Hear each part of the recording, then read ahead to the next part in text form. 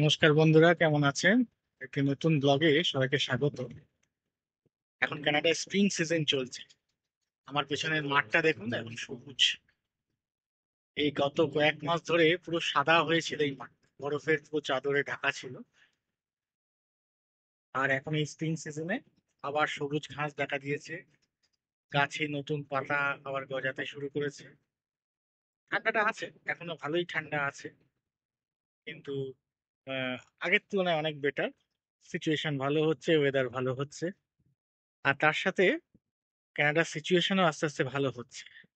যে মন্দার বাজারটা হয়েছিল এডুকেশন সিস্টেম নিয়ে, সবার মধ্যে একটি আতঙ্ক, সবাই এখানে পড়তে আসতে পারবে কি না পারবে, সেইটা এখন অনেকটাই কারেক্টিভ মেজার নেওয়ার পর ভালো হচ্ছে। আজকে কিছু সুখবরের খবর পেলাম, সেটাই ভাবলাম এই ভিডিওর মাধ্যমে সবাইকে শেয়ার করবো। যারা পড়াশোনা করতে আসতে চাও কানাডাতে, তাদের জন্য অনেক সুখবর। জায়গাটা সত্যিই ভালো, থাকবার জন্য ভালো, পড়াশোনা করার জন্য ভালো, এবং পড়াশোনা করবার পর যে চাকরি বাকরি বা ব্যবসা বাণিজ্য করা তার জন্যও ভালো। কিন্তু প্রপার প্রসেসে, প্রপার ওয়েতে, লিগাল ওয়েতে আসলে তবেই ভালো। এখন কিন্তু কানাডা সরকার অনেক বেশি স্ট্রিক্ট, অনেক বেশি স্ক্রুটিনি করছে। সেই কারণে এখানে এখন আসতে গেলে অনেক বেশি লিগাল ওয়েতে, প্রপার ওয়েতে আসতে হবে। যে সমস্ত ইউনিভার্সিটিরা অনেক রকমের কথা বলে ছাত্রছাত্রীদের ইন্ডিয়া বা সাউথ এশিয়ান কান্ট্রি থেকে নিয়ে আসছিল, তাদের অনেককেই পেনালাইজ করা হয়েছে, অনেককে লাইসেন্স বাতিল করা হয়েছে। ছাত্রছাত্রীরাও এখানে এসে অসুবিধায় পড়েছে।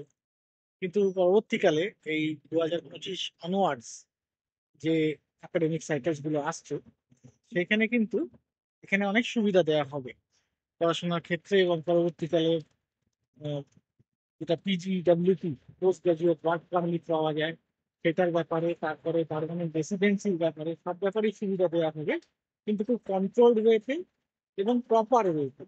যে কেউ যে কোনো মার্কস, যে কোনো একাডেমিক ব্যাকগ্রাউন্ডে এখানে এসে পড়াশোনা করতে পারবেন। তার জন্য প্রপার এলিজিবল হতে হবে। যে সমস্ত পরীক্ষাগুলো দেওয়া হচ্ছে, আসবে আরো নতুন নতুন পরীক্ষা, সেই সমস্ত পরীক্ষাগুলোকে পাশ করে, প্রপার ইংলিশ ল্যাঙ্গুয়েজ টেস্টকে পাশ করে, প্রপার চ্যানেল ধরে আর প্রপার ইউনিভার্সিটিতে ভর্তি হওয়ার জন্য আসতে হবে।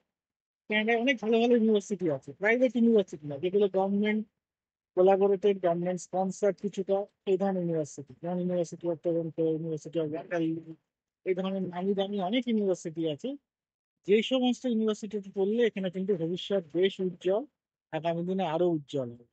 কিন্তু যে কোনো ইউনিভার্সিটিতে পড়ে কোনো রকম একটি ডিগ্রি বা ডিপ্লোমা বা অ্যাডভান্স ডিপ্লোমা কোর্স করে যদি তুমি ভাবো যেখানে তুমি সেটেল হয়ে যেতে পারবে এবং বাকি জীবনটা বেশ আরামে কাটবে, সেই রাস্তা কিন্তু বন্ধ করে দিয়েছে সরকার। অনেক ভুল করেছিল কোভিড এর পর থেকে। অনেকে এখানে এসেছে যারা প্রপার ওয়েতে আসেনি, প্রপার এডুকেশন ব্যাকগ্রাউন্ড নিয়ে, প্রপার এডুকেশন করবার ইন্টেনশন নিয়ে আসেনি, তাদের এখন অনেক অসুবিধা পড়ছে। তো এবার কারেক্টিভ মেজার সরকার নিচ্ছে, আর তার জন্য এবার কারেক্টিভ ওয়েতে জিনিসটা হ্যান্ডেল করা হচ্ছে। তাই আশাহত না হয়ে যারা আসার প্ল্যান করছো, পড়াশোনা চালিয়ে যাও, খোঁজ খবর রাখো কবে কি চেঞ্জ হচ্ছে, কবে চেঞ্জ হচ্ছে এখানে। আর আমি যা যা জানতে পারবো এখানে, যে সমস্ত কলিগস এর মাধ্যমে, বন্ধু বান্ধব পরিচিতর মাধ্যমে, আমি আমার ব্লগের মাধ্যমে শেয়ার করব। এটা কিন্তু পড়াশোনার জন্য খুব ভালো জায়গা এবং আগামী দিনে চাকরি বাকরি করার জন্য খুব ভালো জায়গা। আর সবচেয়ে ভালো হচ্ছে এই এত বড় আকাশ দেখতে পাওয়া, এত সুন্দর পলিউশন ফ্রি জোনে কিছুদিন থাকতে পারা, এর থেকে ভালো কিছু হয় না। আমরা যারা ইন্ডিয়া, বাংলাদেশ, সাউথ এশিয়ান কান্ট্রিতে থাকি, আমরা জানি ওখানে পলিউশন কি মাত্রায়, এয়ার পলিউশন, ওয়াটার পলিউশন, খাদ্য পলিউশন, সব জায়গায় ভেজাল। এখানে সেই তুলনায় লাইফ অনেক বেশি পিওর অ্যান্ড ক্লিন, বাতাস নিঃশ্বাস নিতে পারছি, এটাই তো সবচেয়ে বড় পাওয়া।